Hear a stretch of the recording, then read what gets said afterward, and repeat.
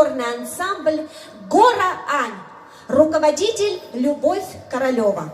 И танцевальная группа «Карамельки», руководитель Александра Павлова.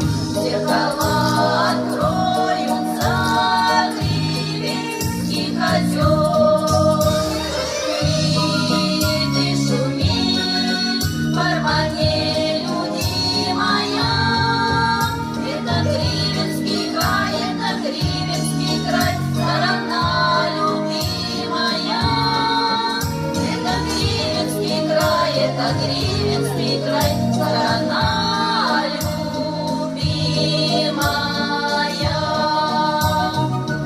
И звучат знакомые песни на селе, оставляют добрый след люди на селе.